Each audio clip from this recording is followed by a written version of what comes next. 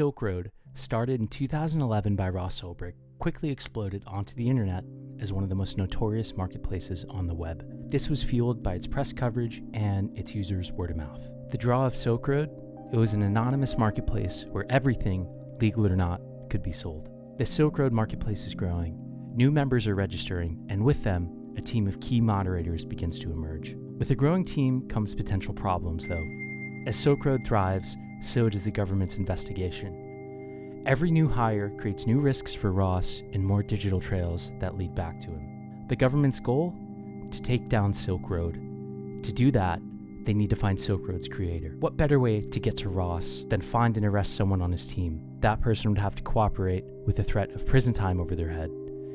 It's a simple idea, but not as easy when no one goes by the real name and anonymity is the name of the game. Who are the people on Ross's team? What secrets do they hold? Can they keep the dark web marketplace safe from the authorities who are increasingly closing in? Ross's journals, 2011. Quote, "The market began its path to maturity.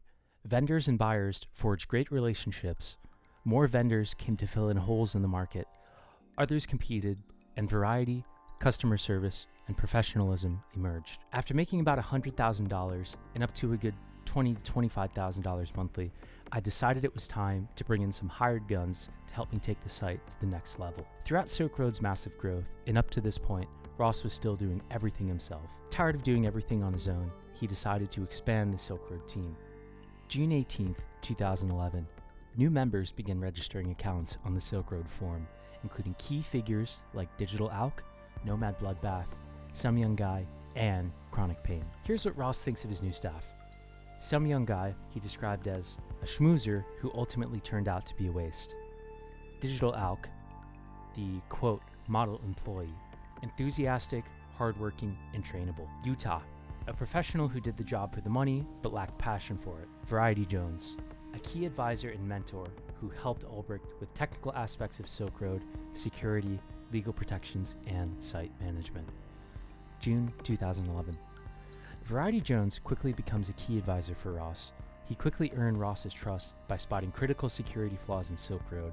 He also guided Ross on legal protection, cover stories, and even succession plans. Ross's journals, 2011. Variety Jones showed up. This was the biggest and strongest-willed character I had met through the site thus far. He quickly proved to me that he had value by pointing out a major security hole in the site I was unaware of. He has advised me on many technical aspects of what we are doing, helped me speed up the site, and squeeze more out of my current servers. He has also helped me better interact with the community around Silk Road, delivering proclamations, handling troublesome characters, running a sale, changing my name, devising rules, and on and on. Let's take a quick detour about what Ross said about changing his name. Up until this point, Ross's account on Silk Road was simply titled Silk Road. After meeting Jones, Ross changed his name to Dread Pirate Roberts, after the character from The Princess Bride. So when you hear media reports reference Ross as the Dread Pirate Roberts, or DPR, this is where the name originated from. August 2nd, 2011. Nomad Bloodbath, Digital Alk, and Chronic Pain are all global moderators of Silk Road. August 16th, 2011. In a crucial move, Ross announces he's looking for experienced IT professionals to ensure the site remains safe from government surveillance. In the post on the site, Ross explains, quote, "We are looking for an administrator to add to our team. The person in this position will be responsible for the security, reliability, and performance of our servers. Loyalty can be hard to come by though, especially on the anonymous corners of the dark web. Ross needs to make sure his employees are trustworthy. Before he can give them deeper access into the Silk Road mainframe, he requires the same thing of every new hire: a scan of their driver's license and their current address." From Ross's chat logs with Inigo, another soon-to-be moderator. "Ross, send me your driver's license. It will be stored encrypted. I'll probably never need to decrypt it. Also, Ross, don't touch anything you haven't been fully trained on and take lots of notes. Don't trust your memory." Silk Road continued to expand. With new users came new staff members. With new users came more notoriety. And with new notoriety came increased government interest. October 2011. Homeland Security agent Jared Deryegahayan starts investigating Silk Road following the seizure of several letters containing drugs at Chicago's International Airport. Homeland Security Chicago opens case Operation Dime Store to document the findings of the seizures coming into the mail branch.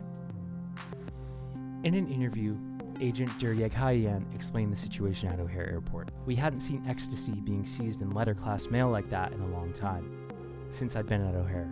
By 2011, Duryaghayan also began to see plenty of letters coming from Europe and elsewhere with printed labels and fake business logos. November 2011. In Baltimore, the U.S. Immigration and Customs Enforcement Homeland Security Investigations formed the Marco Polo Task Force to target Silk Road. Agents then began making controlled purchases from vendors on Silk Road. November 2011. Agents with USCIS HSI conduct interviews with the source in Maryland. The source, quote, voluntarily provided access to the Silk Road accounts, email accounts, and customer records, including names and addresses of hundreds of individuals. Agents then assume the online identity of the confidential source. As of November 2011, where does that leave Silk Road?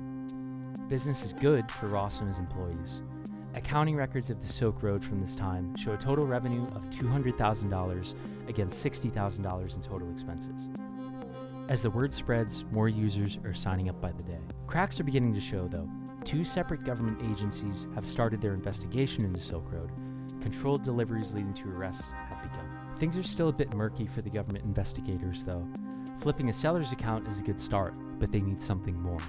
They need to find and arrest some of the inner circle of Silk Road, the moderators. They need to find one of Ross's employees. It's said that good things come to those who wait. Well, the government would only need to wait a bit longer. Their big break was coming soon.